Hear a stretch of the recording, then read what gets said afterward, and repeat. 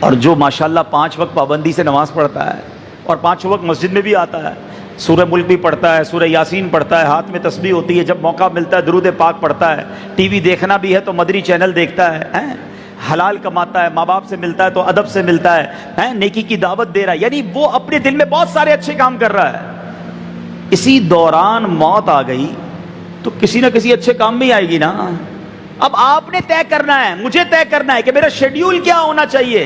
ایک بڑا گہرا جملہ کہنے جا رہا ہوں، جس حالت میں نہیں مرنا چاہتے وہ کام کرنا چھوڑ دو۔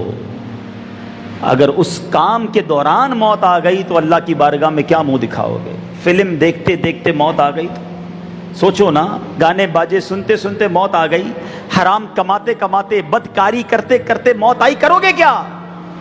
ایک بات یاد کر لو، وقت بھی طے ہے اور مقام بھی طے ہے۔ ہاں ایگزیکٹلی، میں اور آپ اسی مقام پر پہنچیں گے کہ جہاں میری اور آپ کی موت لکھی ہوئی ہے۔ جو ہم کہتے ہیں یار آج موت کے منہ سے بچ گیا، یار آج بڑے ایکسیڈنٹ سے بچ گیا، بالکل ایکسیڈنٹ ہوتے ہوتے رہ گیا، 1 سیکنڈ کا فرق پڑ گیا، اس کا مطلب پتہ ہے کیا ہے؟ ابھی آپ کا وقت نہیں آیا تھا اس لیے بچا لیا گیا۔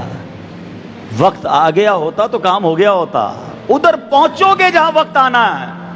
حضرت سلیمان علیہ السلام کا دور تھا، آپ کے ساتھ آپ کا ایک دوست جاننے والا شخص بیٹھا تھا، ملک الموت آئے انسانی صورت میں، اس شخص کو گھور کر دیکھنے لگے، ملک الموت تو چلے گئے۔ حضرت سلیمان علیہ السلام نے کہا کہ تم جانتے ہو یہ کون تھے؟ کہا کون تھے؟ کہا ملک الموت تھے، روح قبض کرنے والا فرشتہ تھا۔ کہا حضرت یہ مجھے اتنا گھور کر دیکھ رہے تھے، لگتا ہے میری روح قبض کر لیں گے، آپ مہربانی کریں، آپ کی ہوا پر حکومت ہے، آپ ہوا کو حکم دے دیں مجھے ہندوستان پہنچا دیں۔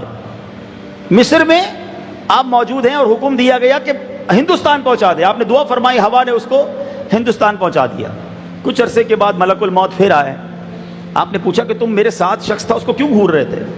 کہا حضرت میں پریشان تھا، حیران تھا کہ میرے پاس یہ حکم تھا کہ تھوڑی دیر بعد اس بندے کی روح ہندوستان میں قبض کرنی ہے، بیٹھا آپ کے پاس تھا، آپ نے فرمایا تمہارے جانے کے بعد اس نے مجھ سے دعا کروائی اور میں نے ہندوستان بھیجنے کی دعا کی، کہا حضور میں نے وہیں اس کی روح قبض کر۔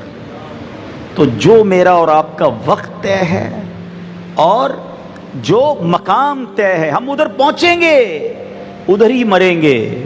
بس تمنا تو کر سکتے ہیں اللہ کے گھر میں بیٹھے ہیں، یا اللہ وہ مقام مدینہ منورہ ہو، مٹی نہ ہو برباد پس مرگ الہی، مٹی نہ ہو برباد پس مرگ الہی، جب خاک اڑے میری مدینے کی ہوا۔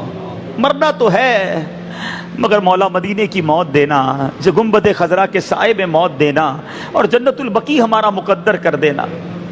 دنیا کا واحد قبرستان ہے میٹھے اسلامی بھائی، ادھر جاؤ قبرستان کو دیکھیں تو خوف آتا ہے، جنت البقیع کو دیکھیں تو مرنے کو جی چاہتا ہے، دفن ہونے کو جی چاہتا ہے، ایسا قبرستان اور کوئی نہیں دنیا میں۔ تو بہرحال کاش آج اس سویم کے اجتماع میں ہم کچھ سیکھ کر جائیں، ہم کچھ بدل کر جائیں۔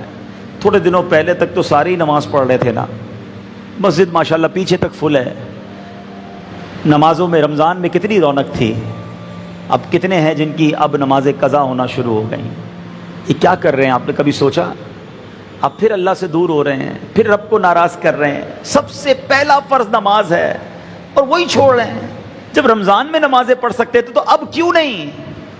مرنا ہے ہمیں اور مرنے کی تیاری کرنی، کوئی ساتھ نہیں آئے گا، ادھر تو دوست آتے